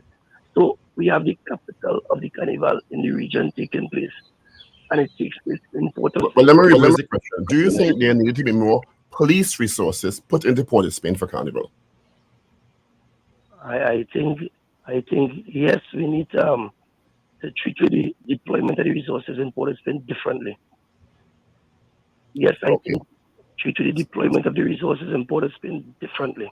So it's a resource issue and not necessarily an overwork issue, because when the word overwork comes in, and I asked the question earlier about if it was an accurate representation of what you said. So you do not align yourself with the sentiment of overwork.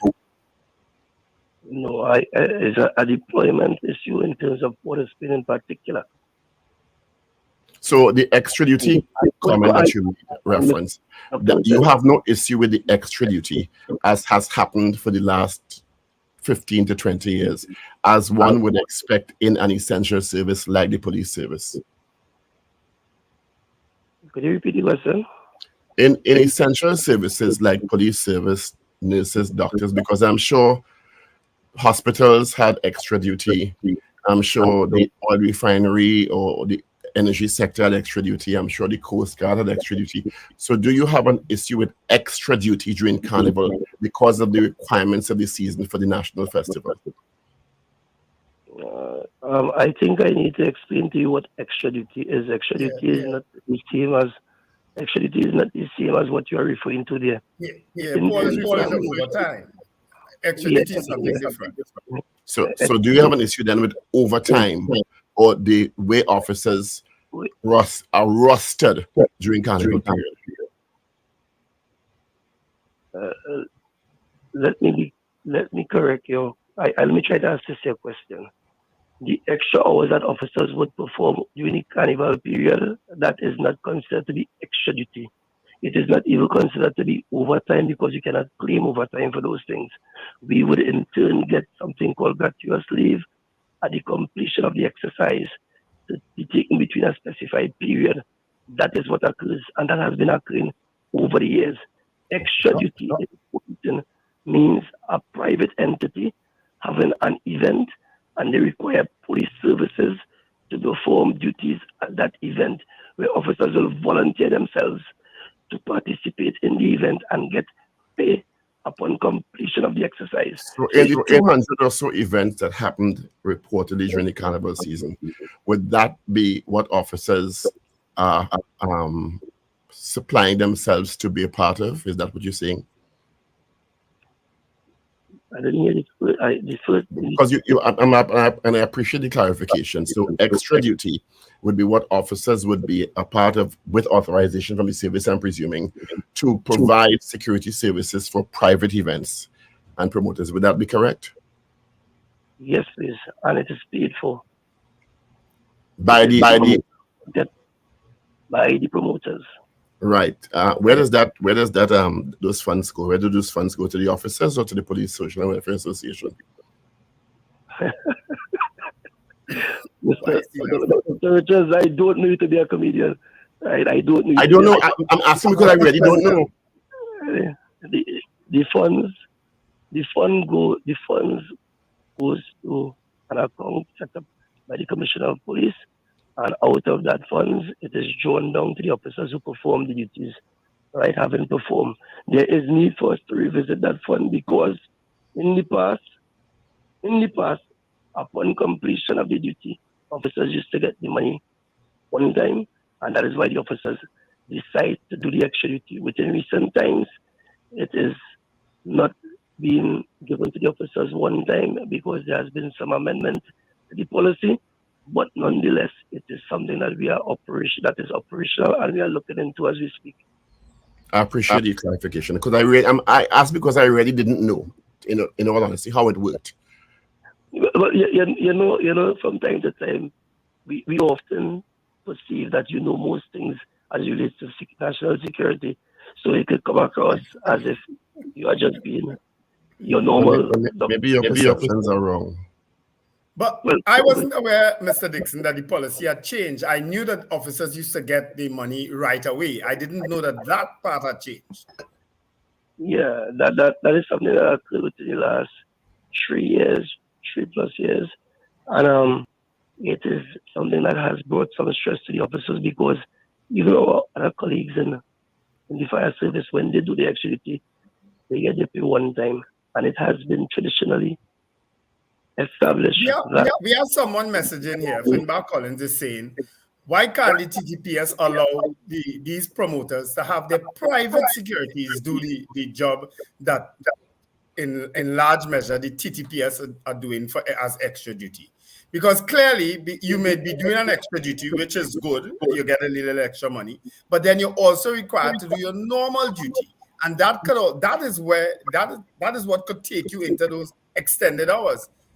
Because you might be doing a breakfast party, let's say, from 6 a.m. to midday, and then you had a report for duty at 1 p.m. So that will take a toll on an officer. Why hasn't the TTPS allowed in some of these private fetes that the promoters had their own security? Well, again, that is a discussion that needs to take place beyond the airways here, particularly because as a patron, you got to see it from the patron side too.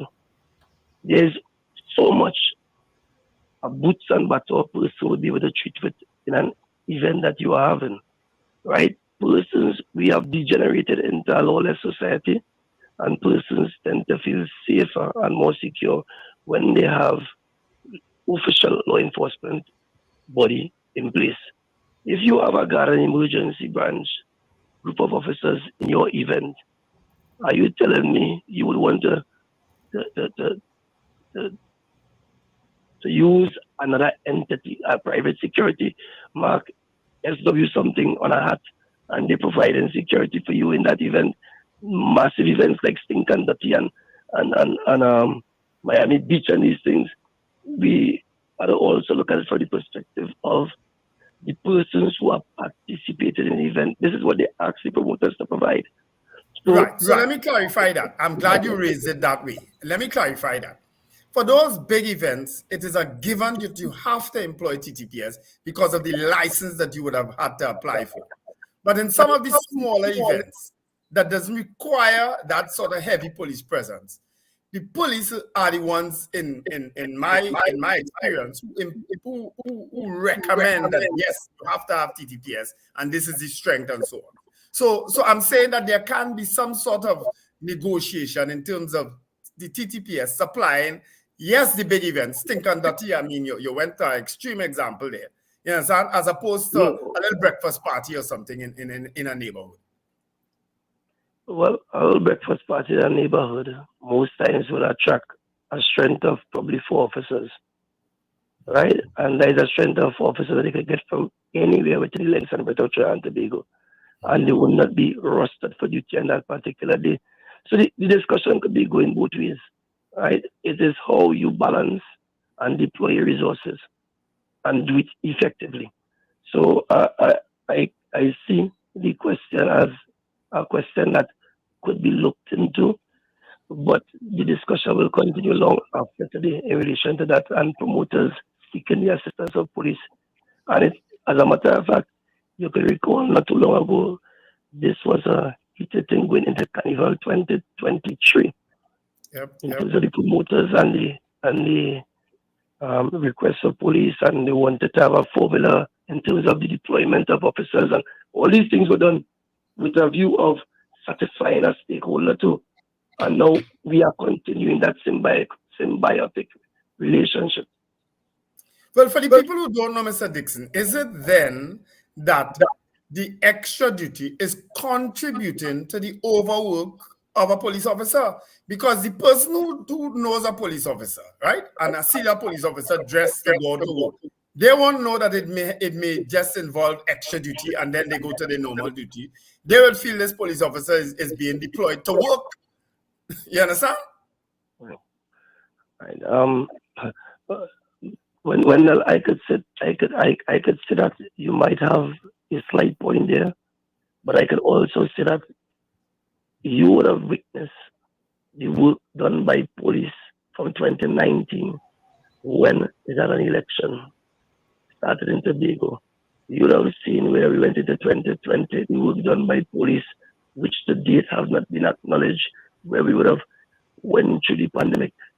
You would have seen the work done when it had the unrest of the people when they were looking to descend onto Port of Spain, and the work done by police. And since that time till now, we have been operated with limited leisure time available to us. And I could go on and on and on. You would have seen we lost 39 officers during the pandemic. Do you expect the 1,000 or so officers that the cabinet has approved and recruitment again, I think, has been reopened to make a difference in this situation you're describing this morning when they do pass out? Right. So that 1,000 that the cabinet approved is a drop in the bucket because we actually approximately 1,300 short. So if we are 1,300 short, your sanction strength is 7, 8, 5, 6. I get the off 1 and 2 figures there. And you operate with 6,499. And the special reserve officers? The special reserve officers have their own sanction strength and their own level of deployment, to which we are revisiting in terms of bringing them back to what they were. So you're saying police service is understaffed. That's what you're saying. This was one of the major contributors to what you're describing here. I'm saying that. Yes, I'm saying that. Based on our sanction strength, we are. And so what happens now that after Carnival, those officers who would have been restricted leave, etc., how does it roll out from now until, because I mean, at the end of the day, and I commend the officers for their sacrifice and their work for keeping Carnival very, in my opinion, safe. The country is in a particular space where you still can't send everybody on the leave that they would have been entitled to. The country is in a particular space that everybody wants. I didn't hear that part. Well, you describe it as a lawless society. I disagree. There are some people who are lawless, and the majority are not. Yeah. But in the present criminal environment in the country, even after Carnival, there's a certain amount of surveillance and law enforcement that needs to continue. What happens to the officers who were on restricted leave for Carnival? Do they now get to go on leave, or is it a phased basis? It ought to be a phase basis. It should be a phase basis because whilst we have leave being restricted, we had others being able to afford some leave limited, being afforded some leave, so we expect them back. We also expect to have new intake coming into the ranks and file, which will add some value. We want to also publicly commend those who would have just embarked upon training in the academy for coming out and assisting in orderly duties and performance and visibility, even during the Carnival period there. So commendation goes out to the senior super and her team there. I think that managing people, managing resources, and dealing with the whole crime and criminality management goes above and beyond just semantics and theory. It takes on a different approach when you are in the belly of it, because Again, it is a fluid situation, and it's a fluid situation which has connectivity with our criminal justice system, which somehow or the other does not come under the magnifying glass as the police.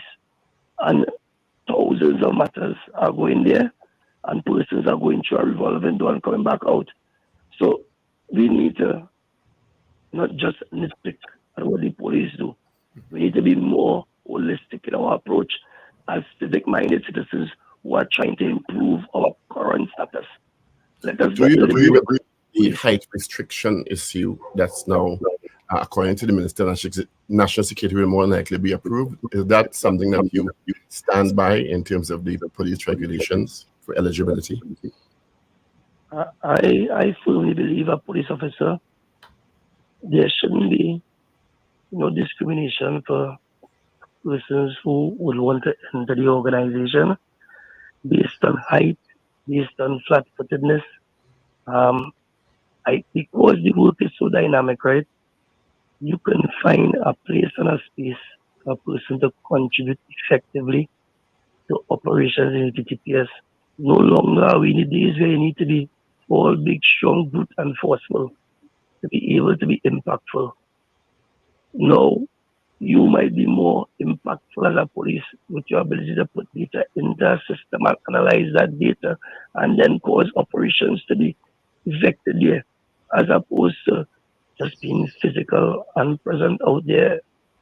The times have evolved, and we as an organization have been evolving, not quick enough, but have been evolving, and we should be able to get it right in due course.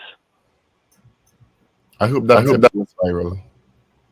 Well, you know what I find amazing, because I'm hearing this comment from you. I've heard comments from former commissioners, and I'm wondering why does this have to take someone going to court to get a simple thing like this fixed? Why wasn't this being articulated before? That's you don't have to answer that, but I just saying why did this have to take? I want to answer it. I want to answer it because we have lawmakers, right?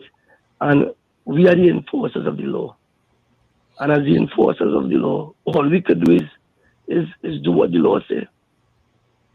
So it is the members of the public who also plays a part. They have to do what they have to do for us to have some holistic change. And the discussion, again, that goes across the board. Oftentimes when the law enforcement do what the law says, persons often speak of inconvenience being caused. But that is what the law says. And everyone knows what the law enforcers have to do. And everyone not doing what they're supposed to do. So how fair are we being? How balanced are we being in terms of trying to improve our current status as a people? Agreed. Mr. Dixon, thanks for being with us this morning. We appreciate your time and your contribution, and certainly the officers who went out and kept us safe for Carnival. We appreciate their sacrifice and their work. Dr. Richards, they would be glad to hear you say that. And I on behalf of the organization, we want to say thanks very much. Thanks very much for the statement made and the sentiments expressed. And we know that your program go globally. So against that backdrop, I, on behalf of the Commissioner of Police and by extension the Police Welfare Association, accept the accolade being bestowed on the organization today from your viewership, listenership, and yourself. Well, I want to add to that, Mr. Dixon, and especially the St. James and Woodbrook area. I have seen and heard of not one single incident in those areas, because we have had over the years, we have always had some incident either on the avenue or on the Western Main Road in St. James. I've seen and heard of none. So they did an excellent job down in the West. Thank you very much, Mr. Wendell. Thank you very, very much.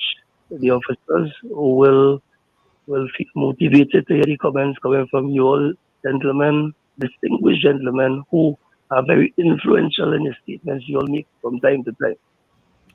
Appreciate. All right. Thank you so much, Gideon Dixon, for being with us this morning. Yeah, gentlemen. Okay. All right. All the best. Appreciate it. Get some rest. Song starts. Yeah. I know a lot. I saw in St. James, I saw police officers with a defense force officer. The defense force was a female, and a Coast Guard officer patrolling the Western Union in St. James on a continuous basis.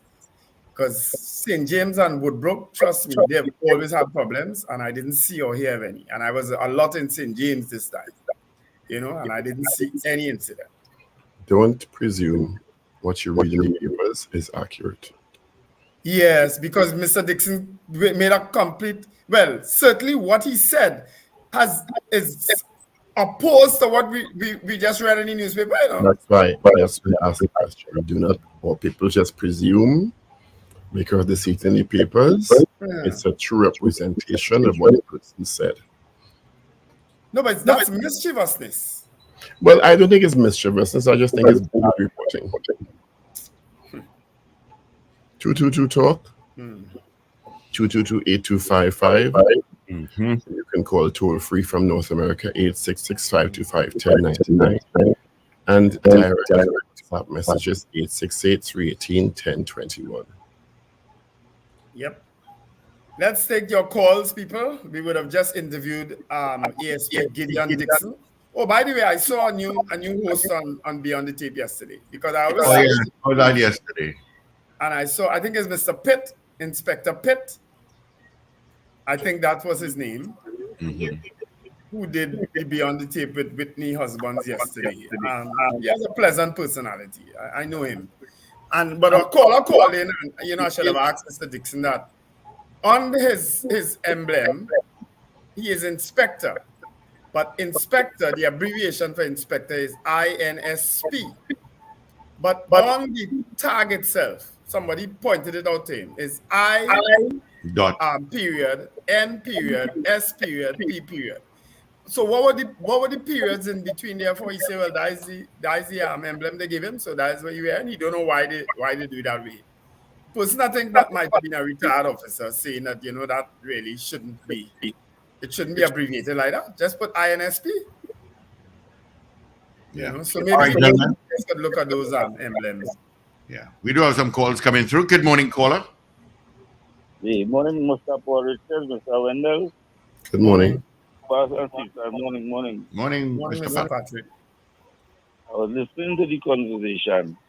The bottom line of the whole issue is the police service short staff by 1,000 personnel is a long time.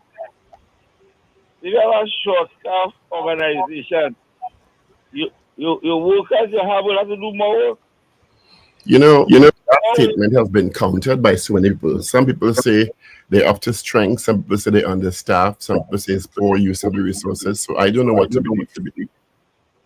Because we were listening when they was reading out the budget, they were saying that they want to bring in 400 police more to train, so they will have more police. They were saying that because they're under strength. And let me tell you, they might have about 6,000 police right now. How much they have? About 900 to retire. About how much? 106 and about 100. You understand? So they will be always understaffed. It's the same nursing problem. Understaffing is the problem. You understand? And if you are understaffed, people have to double up. So how will we get these things up to par? How will we get them up to par in a fast and efficient way? That's the issue. And Wendell, Sir, I want to thank the people, the public, for behaving good for Carnival. That's a given. I think the behavior was a lot better this year, and I think it had a lot to do with the music, because some music inspires a level of vulgarity. The music this year didn't inspire that. The music this year didn't inspire that kind of vulgarity. Talk about the violence and the crime and the fight and thing, because if we have to say that police have to overwatch you for to behave good, we in slavery there. So somebody has to be over you for you to behave good. Well, that's not a thing.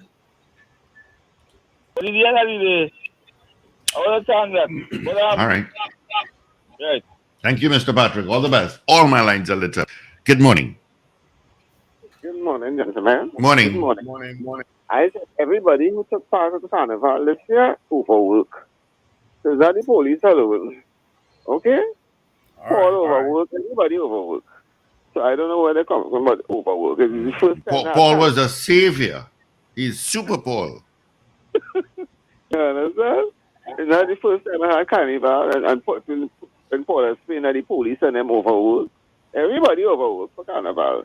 You all have a blessed weekend and take care. All the best. Have a great one. Good morning. That man I seen a short pants and a t-shirt and looking so relaxed. He didn't look over to me. Yeah. I heard when he was driving into the paddock, he told the security officer that I am here to save the day. That's what I was told. Good morning. First of all, he didn't drive into any paddock, so you're wrong from the start. Studio. Hello. Good morning. Morning. Yeah, good morning. In the studio. Good morning. Well, I agree with what you said about that. Let the promoters hire their own security. Well, it was a suggestion from Finbar Collins. Yeah, I think that that's a good suggestion because I mean, going to a fete and when you're outside of a fete and the police give instructions, the public don't listen to them. They getting on. So being in a fete doesn't make a difference. I think let the police do their work and we have enough security, private security in this country. Let the promoters hire their own security. Let the police do their work. And I'm trying to understand why they didn't. Well, they could have told her stay and take a little half an hour rest before she head. Because I didn't realize the Saudi lady, St. James Academy, the person was working. So you leaving St. James to go see because Gasparillo, this thing happened. I don't know where she was living. And tired, driving tired. Do you know, I left my home 1 o'clock to go and drop a friend in Shogunas because we had a Vale reunion and, well, she lived in Dago, so we invited her. And I fell asleep, my eyes closed, after one on that highway going south. Is when she told me, she said, why you not moving? And I opened my eyes, I see the car that was in front of me way down. I don't know how the guy behind me didn't blow a horn. I'm saying, wow, what is this? Well, the place was so hot, I had on the AC. Somebody say, oh, I should have had the window down. But tiredness is the worst thing. My father had said once he could drive drunk but not tired. And I say, no, you could say that. Well, boy, I experienced it. I want to say to Bungie, first, I want to congratulate Mikel Teja on his win. Very good. I prayed that you win that road match. Thank God my prayers was answered. I want to say to Bungie, you forgot to sign that carnival contract. So, better luck next time. Couldn't win that. Not at all. Not this year. Thank you. you. Have a blessed weekend. Bye. Bye. Bye. Good morning. Yes, good morning, gentlemen. Captain Ron, good morning. Hey, good morning, gentlemen. Yes, listen, first of all, it was a lovely carnival, and I enjoyed seeing Dr. Richards on TV, and I want to applaud you for bringing back some memories of when I was growing up as a little boy, and I used to see Hollywood Cody, and he would describe the mass and everything like that. Well done, sir. Well Super Bowl to the rescue. It was just nice to see. I felt like age has advantages, Can't do a little bit of that. Yeah. But well done, keep it up, and you guys have a great weekend. Good show as usual, and it's good to have you guys back in there. Miss you all, Captain Ron. Take care, Captain Ron. All the best there. Okay. All righty. Good morning. Hey, good morning. Morning. Morning. Are you? I walk in. Don't ask me to walk for carnival. He's walking your tail. Wendell. Yes, the gun. Did you find? I heard you said you observed Fit program. Did you find the program was a more well choreographed program? It was more informative. It was more serious. But we're going to have about 5 minutes of that show. I watched it as well yesterday. Just before the news. Yeah, I watched it when that good caller who spoke about the INSP, I picked it up to the caller before that, and I watched it until that INSP. So we watched it at the same time with the same duration. Yeah, and I actually thought it was a breath of fresh air. Yes. Yeah, that is my point. It was not what to me. It seems like he's in sync with what the TDPS wants to achieve. And it was not all about the individual. Correct. And Miss Husbands too was a refreshing addition to the program. I understand that they are neither of them are new. Not new. No, they're not new. They've been there already, right? They've been there already. Anyway, my point about it was the 1,000 police that the same police service is going together. I was disappointed in Mr. Dixon's answer, right? Because I know how the system works. I've been in the system and I know how it works. By the end of this year, if they are successful with the free recruitment and they get 1,000 recruits joining the service, more than likely 2 batches leaving this year. Who went there already, who went thing, and the remainder of the batch. So you might have 600 people leaving the work this year, right? So you don't have 1,000. We actually have 400 people addition to the work. You understand? And now we have 400 fresh people. You have to train them, you have to get them oriented and all the different things. So the 1,000 only sung big on the media. The reality is it's not going to have all that police they're going to have the same shortage that they had all the time. But they can't have the same shortage. They'll probably still have a shortage, but it won't be the same. They will still have a shortage. But Paul Richard was correct when he said you get different statistics depending on who you interview. Because I remember hearing based on there's a word they use to describe how much people per police officer in the country. There's a word, I can't remember it right now, that we are surpassed the amount of people, police officers per capita, right? But they police. Pardon me? Manpower audit. Yes, the manpower audit. We have audit. Enough police per capita. Per 100,000 people, they have, I think it's 2 police or 10 police. I don't remember the figures, but I remember hearing that we had more than the rest of the Caribbean or something like that. Right? So thank you. It all depends on who you talk to. All right. All right. Thank you, Lincoln. Good morning. One more time, just in case they don't hear me. Good morning. Good morning again, gentlemen. Yes, we expected that, right? I have a slight kind of cry baby this kind of thing this morning. All the police. Was that you dreamt you had a baby? They sign up for work. The cry baby thing and that stuff. Sign up for work and hard work. Let them work hard. And according to Paul, I love what you said. I hope you really believe in that. What the hell is? Or what comes with age? Sometimes.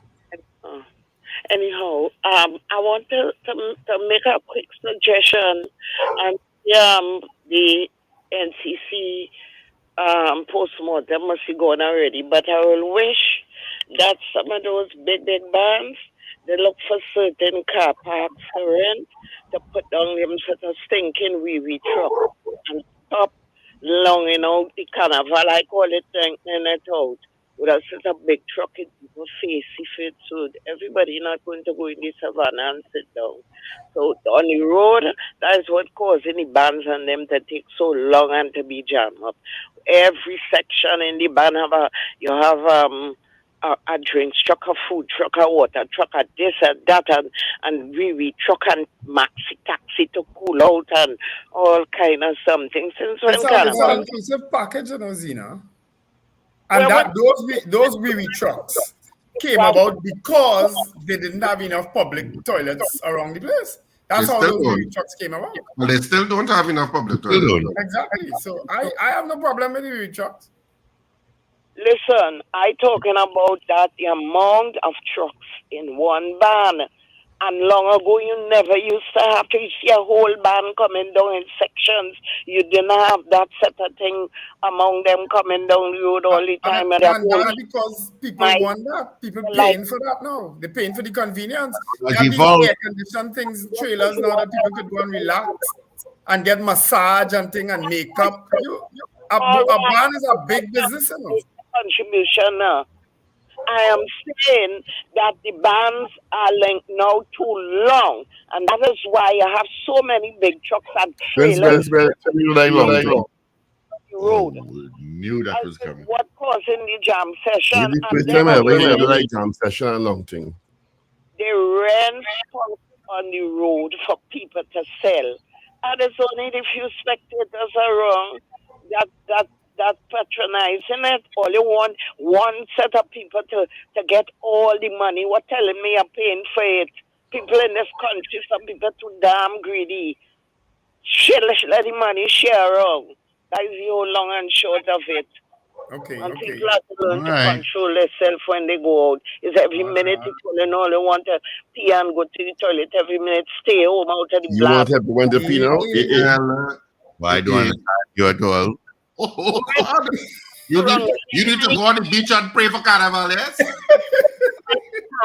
If she get enough ashes, they must run out of ashes when she reaches the line. Ashes, yeah. Too many car parks with the gate locked up and all over the place. So they could rent and put down these things around it. How Wayne Barclay and Minshall and all of them used to do it long ago. Who's Wayne Barclay? People used to go on PBI in car and in tree and outside street. Yeah. That's how they used to do it. Yes. No, then rent car parks and put down the washrooms. Zena cannot go behind no car and pray. Them dog go howl. Woo! Oh, God, Paul. Well trained, you know. And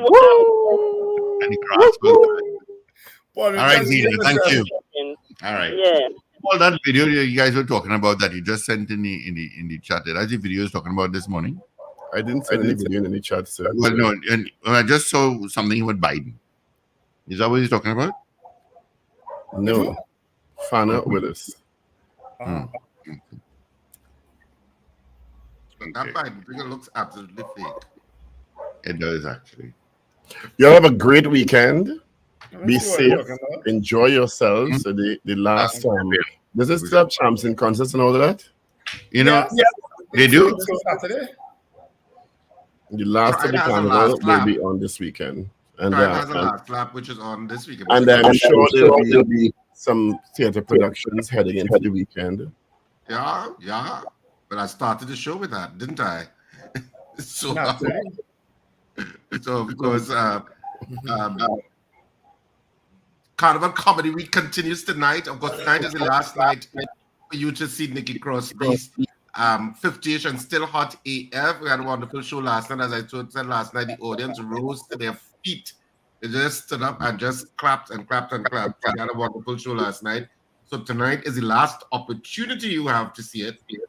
And because I also spoke with some people after the show where I went to hang out, and they said they haven't laughed. They laughed so much.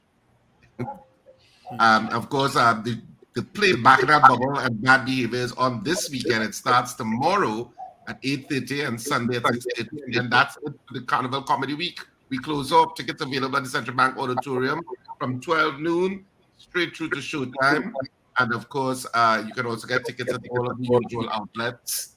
Electronics in Rima, Jubilee Railway, Tunapuna, K-Squared Fashions, Eastgate and West Mall, and Tony's Flowers in Val Park, Creme Fresh in Brentwood Mall, Sharfler Auto Services, and in Western Trinidad, of course, we also have Crosby's and the Rum Box in St. All right, folks, have a wonderful weekend. Be careful on the roads. Watch out for the young ones, and remember to let go and let God. Yes, enjoy your long weekend, you Americans. President's Day is a President's Day. Yeah. President's Day on Monday. Yeah. On Monday. All right. All right, gentlemen. Chat with you guys bright and early come Monday morning. All right. As we have to